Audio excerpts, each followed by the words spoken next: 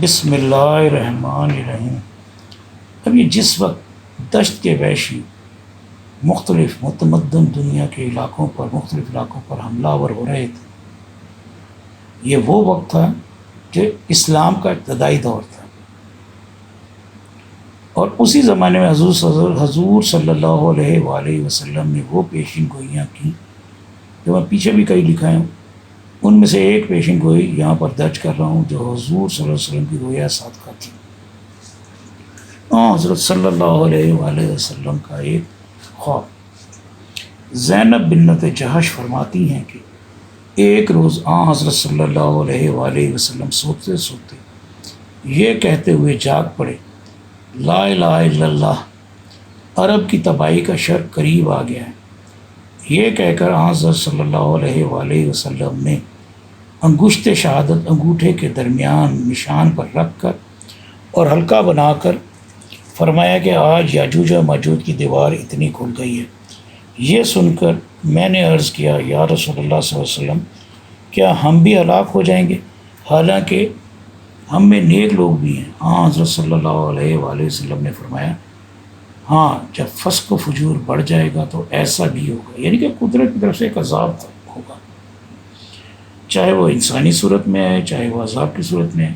تو یہ یاجوج ماجوج قوموں کے جو حملے ہوئے یہ اللہ کا عذاب ہی تھا۔ اور دیکھیں، یہ وہ وقت تھا جو دشت سے وہ نکلنا شروع ہوئے تھے، تو اسی وقت یہ نبی صلی اللہ علیہ وسلم نے خواب دیکھا۔ اللہ تعالیٰ نے ان کو کے ذریعے مسلمانوں کو اور جو لوگ سمجھدار تھے ان کو متنبع کر دیا تھا۔ حدیث نمبر 7239، 7239۔ ابو ہریرہ رضی اللہ تعالیٰ عنہ سے روایت ہے، رسول اللہ صلی اللہ علیہ وآلہ وسلم نے فرمایا، آج یاجوج و ماجوج کی آڑ کی دیوار میں سے اتنا کھل گیا، یعنی اتنا روزن اس میں ہو گیا، روزن وہ سوراخ ہو گیا، اور بیان کیا کہ وہیب راوی نے اس کو 90 کا ہندسہ بنا کر انگلیوں سے، یہ 10 کے ہندسے سے چھوٹا ہوا، شاید یہ حدیث پہلے کی ہو اور زینب کے بعد، اور شاید مقصود تمثیل ہو نہ کہ تحدید ہے۔ یہ امام نووی نے بیان کی، نووی کی کتاب میں۔ اب دیکھیں، یہ حدیثوں میں اشارے آ رہے ہیں کہ یاجوج ماجوج کہیں نہ کہیں سے نکلنا شروع ہو گئے، نکلنے کے امکانات ہو گئے۔ 7235، حضرت زینب بنت جہش نے سے روایت ہے، رسول اللہ صلی اللہ علیہ وسلم نیند سے جاگے اور فرمایا، لا الہ الا اللہ، خرابی عرب کی اس آفت سے آج یاجوج و ماجوج کی دیوار یعنی آڑ اتنی کھل گئی، اور سفیان نے جو راوی ہے اس حدیث کا 10 کا ہندسہ بنایا، یعنی انگوٹھے اور کلمہ کی انگلی سے حلقہ بنایا۔ میں نے عرض کیا، یا رسول اللہ، کیا ہم تباہ ہو جائیں گے ایسی حالت میں جب ہم میں نیک لوگ موجود ہوں گے؟ آپ نے فرمایا، جب برائی زیادہ ہوگی، یعنی فسق و فجور یا زنا یا معاصی زیادہ ہو جائے گا تو تباہی آئے گی۔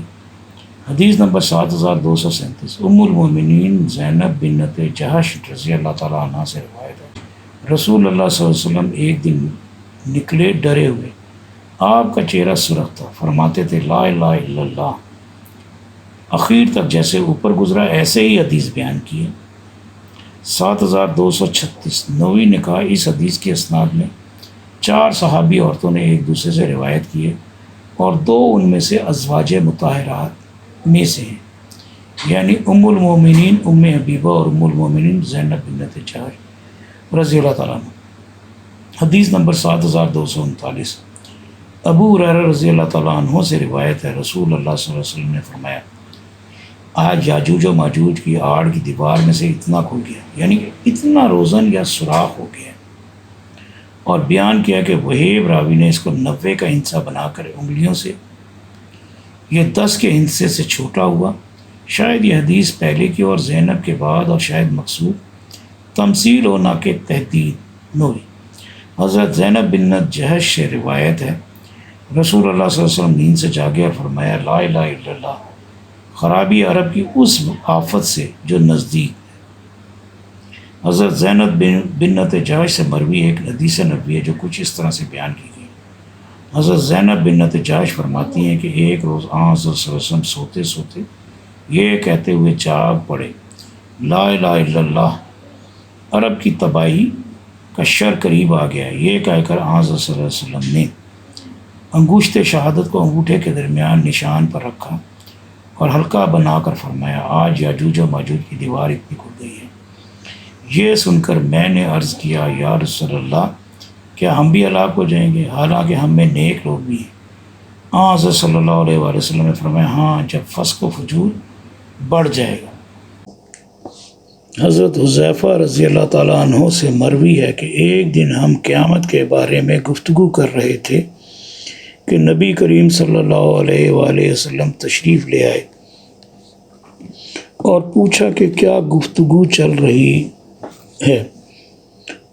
لوگوں نے کہا کہ قیامت کے بارے میں مذاکرہ کر رہے ہیں۔ آپ صلی اللہ علیہ وسلم نے فرمایا کہ قیامت ہرگز قائم نہیں ہوگی حتیٰ کہ تم 10 نشانیاں دیکھ لو۔ ان میں سے ایک یاجوج و ماجوج کا ذکر کیا، یعنی کہ قیامت کی نشانیوں میں سے یہ نشانی بھی ہے کہ قیامت سے پہلے یاجوج و ماجوج کا خروج ہوگا، باہر نکلیں گے۔ شاید یہی وہ وقت تھا جس وقت دشت کے وحشی قبائل مختلف علاقوں کی جانب نکل رہے تھے، اور شاید اس وقت دیوار قفقاز میں بھی کوئی سوراخ ہوا ہو، جس سے دیوار قفقاز والی رکاوٹ میں کمزوری آنا شروع ہو گئی ہو۔ اس کے بعد اب دوسری جانب دیوار چین کی صورت میں ایک رکاوٹ تھی جسے انہوں نے بعد میں واقعی ختم کر دیا، اور وہ جو کتاب ہے قیامت، مذہب اور سائنس، اس کے سے کچھ سلیکٹیو پارٹس کو میں نے اس میں بھی لیا ہے۔ یہ 857 کا زمانہ تھا جس وقت یہ ان رکاوٹوں کو توڑ کر یا ان رکاوٹوں کو عبور کر کے مختلف علاقوں پہ حملے کر رہے تھے۔ یہ دور تھا، اور یہی وہ پیشن گوئیوں اور حدیثوں کا دور تھا۔ یہ تو راجر بیکن کی پیشن گوئی تو بات کی ہے نا، حضرت محمد صلی اللہ علیہ وآلہ وسلم کی جو پیشن گوئیاں تھیں وہ اسی وقت کی ہیں، جب وہ کہا کہ آج دیوار میں اتنا سوراخ ہو گیا۔ یہ 1857 کی بات ہے تقریباً، اور اسی دور میں یہ لوگ نکل کر دشت سے نکل کر حملے کر رہے تھے۔ رویا کے زمانے کے تاریخی حالات کا مطالعہ کیا جائے تو پتہ چلے گا کہ واقعی یہ وہ وقت تھا جب ان علاقوں کے وحشی متمدن دنیا پر حملہ آور ہو رہے تھے، اور ایک طرح سے اس روک کے باوجود تھوڑے بہت باہر نکل رہے تھے، اور اسی چیز کو حضور صلی اللہ علیہ وآلہ وسلم کو رویا کی صورت میں اشارتاً دکھا دیا گیا تھا، اور اسی وجہ سے حضور صلی اللہ علیہ وآلہ وسلم نے مندرجہ بالا پیشین گوئی کی تھی، یا یہ حدیث بیان کی تھی۔ یاجوج و ماجوج کی دیوار میں سوراخ ہو گیا۔ یہ مندرجہ بالا حدیث نبوی کے ایام میں ان علاقوں کی قومیں بیرونی دنیا پر حملہ آور ہو رہی تھیں۔ حضور اکرم صلی اللہ علیہ وآلہ وسلم نے قوم یاجوج و ماجوج سے متعلق دیوار کو دیکھا ہوگا، یا جس شگاف کے متعلق حضور صلی اللہ علیہ وسلم نے پیشن گوئی کی تھی وہ اس وقت کے حالات کے مطابق آپ کو خواب میں دکھا دیا گیا تھا۔ دیوار میں شگاف سے مراد تو یہی بنتا ہے کہ اس قوم کا خروج شروع ہو چکا ہے، یا اس قوم کے خروج کا زمانہ نزدیک آ چکا ہے۔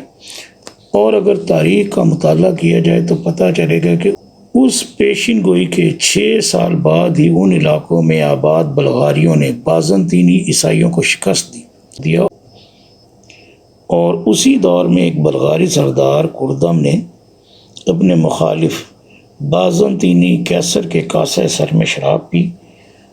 اس کے بعد کچھ بلغاری قبیلے تو دشت ہی میں آباد رہے۔ جس دریا کے کنارے انہوں نے اپنا وطن بنایا اس کا نام انہی کے نام پر وولگا پڑ گیا، اور کچھ اور بلغاری قبیلے اس جزیرہ نما میں آ کر آباد ہو گئے تھے، جسے اب بلقان کہتے ہیں۔ انہوں نے بازنطینیوں کی ناک میں دم کر دیا۔ ان کے بعد مشرق کی جانب سے میگار، یعنی دودھ پینے والے، جو بعد میں ہنگری کہلانے لگے، نمودار ہوئے، یعنی کہ ہنگری، بلغار، یہ وہی نسلیں۔ ان کی زبان فن لینڈ کی زبان تھی، زبان سے مماثلت رکھتی تھی، اور ان کے سردار ترک عمرا کے خانوادوں سے تھے۔ 924 عیسوی میں میگیاریوں ہنگریوں نے چارلس اعظم کے جانشینوں کو نیست و نابود کر دیا اور بازنطینیوں کو قسطنطنیہ کے گہرے حصار میں پناہ لینی پڑی۔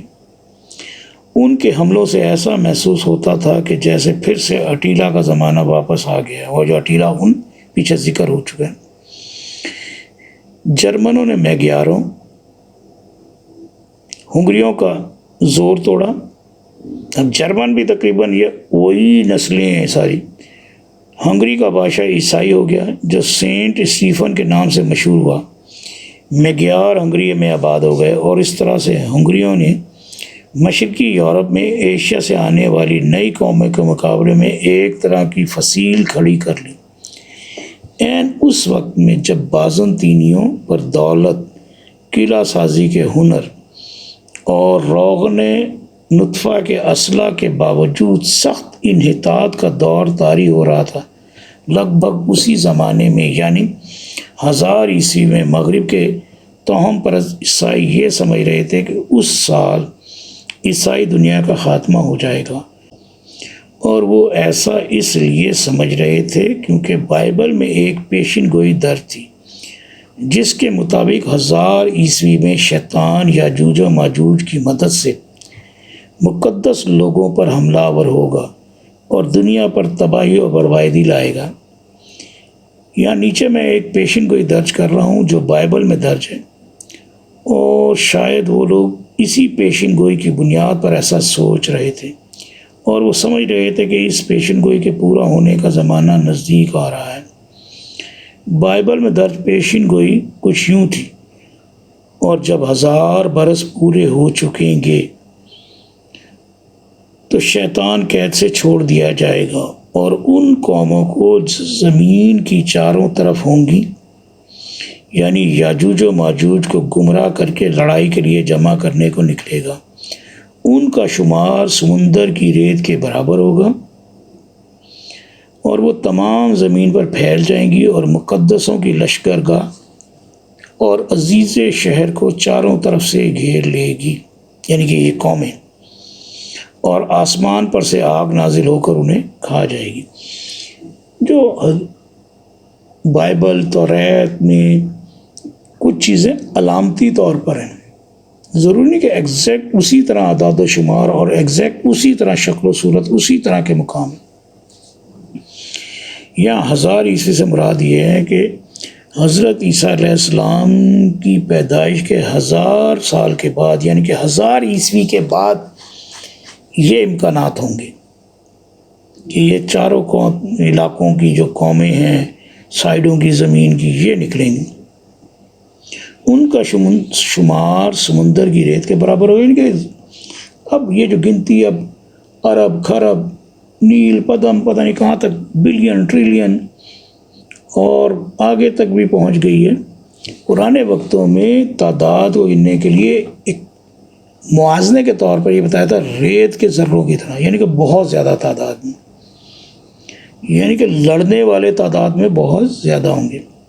اور یہ جو ہے نا مقدسوں کی لشکر کا، مقدس جو لوگ مانے جائیں گے وہ وہی مانے جائیں گے جو اللہ کی شریعت اور اللہ کے احکامات کے نزدیک ترین عمل کر رہے ہوں گے۔ تو سب سے بیسٹ تو مسلمان ہی تھے، اور مسلمان اب بھی بہتر ہی ہیں، زوال کے باوجود، غلطیوں اور کوتاہیوں کے باوجود توحید پرست ہیں۔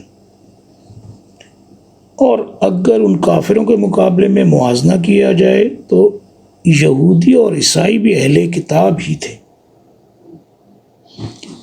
ٹھیک، لیکن یہ کافر تھے، کفر، نہ اللہ کو مانتے نہ شریعت کو مانتے، تو عزیز شہر کو چاروں طرف سے گھیر لے گی۔ یہ واقعات اور معاملات بھی یہ واضح ہو جائیں گے آگے جا کر۔